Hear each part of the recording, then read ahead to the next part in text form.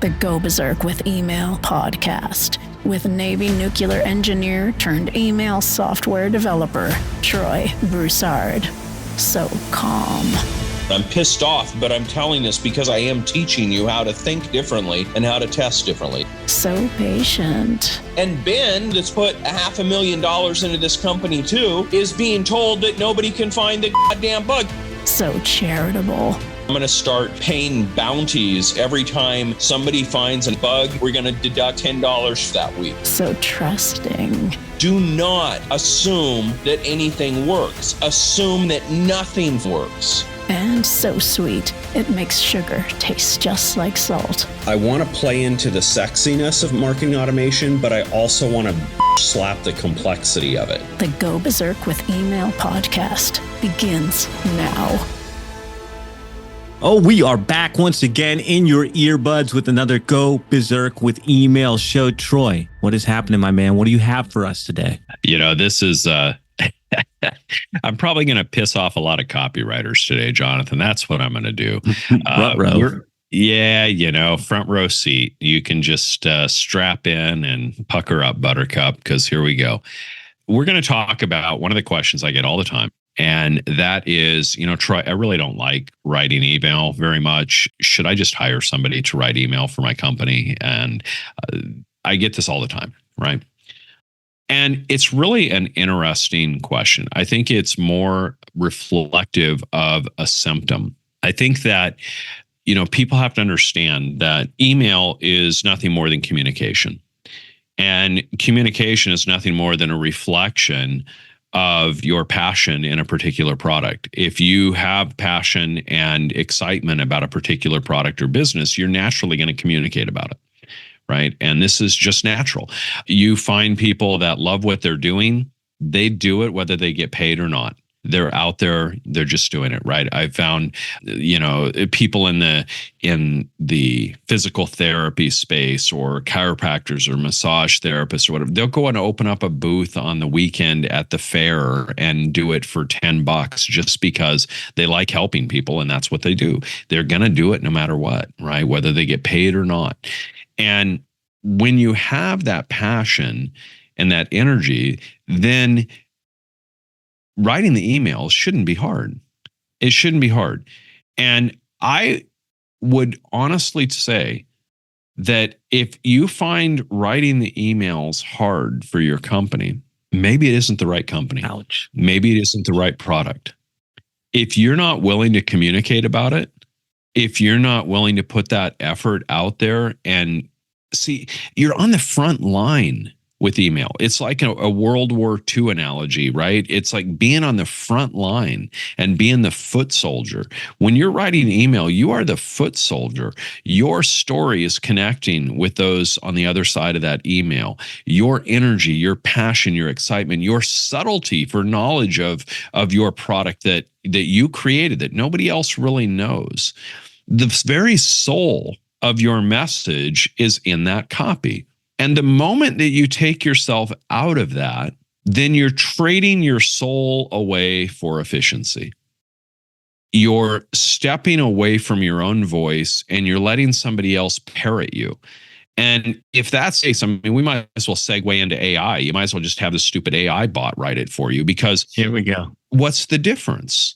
Right? What's the difference? The reason AI can't write is because all AI can do is parrot somebody. I don't care how great it is. It can be better writing grammar than me. Pretty much anybody is. I don't really care. I make no effort to be grammatically correct.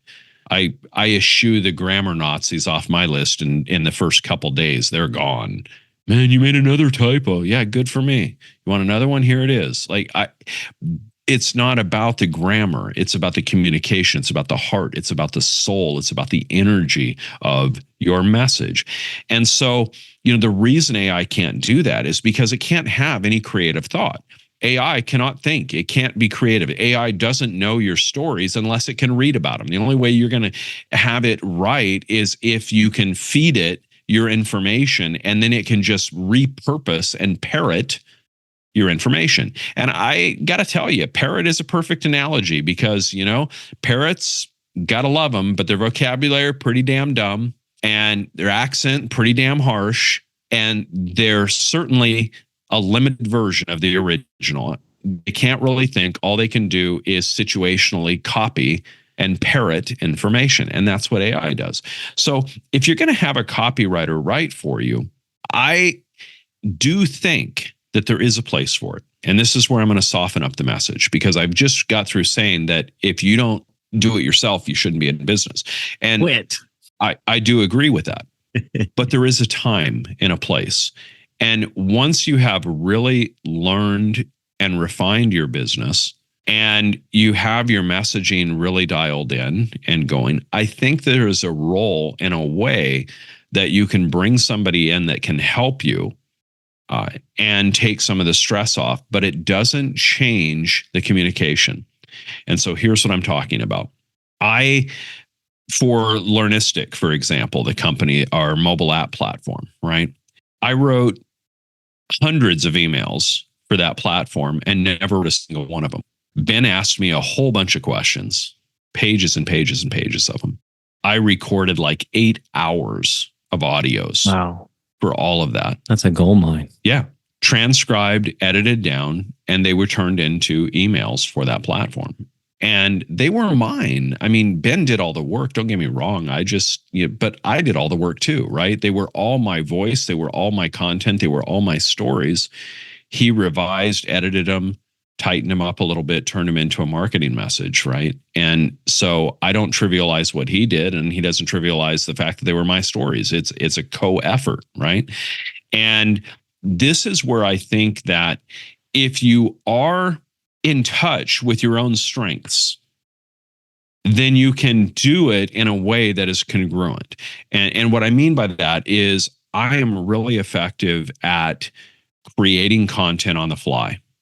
You can just turn the camera on. I can show up and do it. How many retakes do we ever do on any of these podcasts? Never a one, Nope. right? And that's what I've done. I've always been that way. I've been an onstage speaker. I have toured around the country speaking and holding events and all of those types of things. So on the fly dynamic content creation is the best thing for me. Ben loves it. We sit there and go back and forth on Polo, and he'll purposely like poke the bear. He'll like poke me with little statements. It's so funny. He just pokes me. And I know he's setting me up, but all he wants to get me doing is ranting on the other end. Then he says, yep, added that one to the archive. It's already going off to be transcribed, right? And that's what he does. And then he throws it in and he uses it in different ways. We have done so much business through that approach. It's phenomenal. So I do think when you understand your strength of communication and the way that you most effectively capture it, where you are at your strength, then you can leverage it to do less of the actual writing and not lose your voice. And so let's just summarize this up and get more specific. There's really only 3 ways to communicate. You can either do audio, video, or writing. That's really it. Now, if you hate writing, I still think, see the beginning, the first few minutes of this podcast, go back, rewind, listen. You're not going to like it. I still think you got to do it for a while. I really do. I don't think you can skip that step. But once you get your business to a point where you've got your messaging honed and you know what's working, then I believe you can shift gears into your strength. If your strength is audio, if your strength is video, use either one of those as your primary medium and connect somebody that can be a writer to work with you to take that audio and video and turn it into the email and do the technical aspects of the email for you. I write my email half the time just out on a walk, and I audibly record the email. And notice I didn't say narrate. I really do audibly record because you don't have to edit a lot of my emails. I write as I would speak from stage. And so I'm able to just transcribe it and send it out. Very, very little editing. It's not like a typical narration where you have to clean up all kinds of stuff. And it's a different style that I've kind of learned to write with over time. And a lot of it is out of necessity for me. I don't like being in front of the computer too much because of my neck. You see me sitting in this high-end chair here to help my neck. I can't be in front of the computer all day. So I've learned and taught myself a structure of writing audibly that works for me. And the reason that Berserker Mail is so efficient and so fast at sending emails is because it's designed by me, and for Ben. Like, we are client number one and client number two. And we said from the beginning, and collectively we've put millions of dollars into this platform. And we said from the beginning, if nobody uses it but us, that's good enough. We're going to build it the way we want it. And those that are really marketers and, understand it, get it. And we get comments from people like that all the time. It's like, man, this is so easy to use. This is exactly what I needed. I didn't know it could be this easy, right? And so it's designed that way. So I have set up everything along with those constraints. And so if you understand your passion, understand your skill set, and find that you're much better speaking or doing a video, I would say it's never really going to be video. I mean, pragmatically, it's either going to be written or audio. The reason is, like, why would you go through all the extra work of recording a video and all the big bandwidth of a video and everything else? Usually it's just going to be audio or written. And if you're one of those people that just doesn't really do well with the written aspect and it's painful for you to write a lot of content, I would say suffer through it for a while, get your voice, get things figured out, get your business figured out. And then I would say start doing it in Audible, and perhaps find somebody that is a copywriter that can take the Audible transcription and then just clean it up and not change your voice and not castrate your content, right? And that's the problem with most marketing content, is it is castrated content. It is content with no soul. And that's what you get from an AI friggin' bot. You get an AI castrated content equivalent. It is not real. It doesn't have any soul. It doesn't have any heart. It doesn't have any energy. I have seen so many emails from people arguing with me. Look, it does better. Look, see, it's doing pretty good. All it's doing is repurposing some story that it sampled off of the website. Like, there's going to be so much legal repercussions coming out of this. There's already all kinds of lawsuits going on around it. It's going to be a mess, because to me, AI content is nothing different than the old article spinning days when you would just, it's not unique. It's not real. And at the end of the day, it has no soul.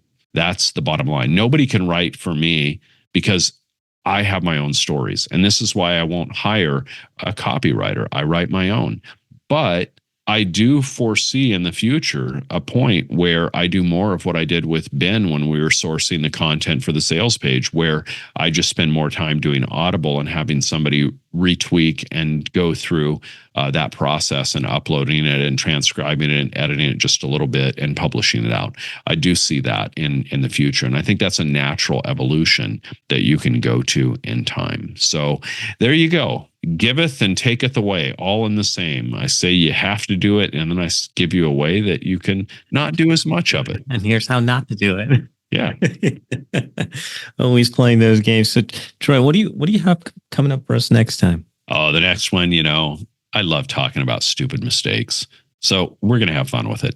We're going to talk about 3 stupid mistakes that I still see people making with email, no matter how much I pontificate and preach and plaster it through the walls of the earth. I still see these 3 mistakes over and over again. So we're going to talk about that next time. Man, I can't wait. That is a wrap for another Go Berserk with Email show. Thank you guys for tuning in, and thank you, Troy, for dropping some knowledge on us. To get a free Berserker Mail test drive with no credit card required, go to startmytestdrive.com. From there, you can play around inside the platform without pressure. Load up emails and campaigns to see how simple the interface is, and get comfy with everything before deciding to join. That's startmytestdrive.com.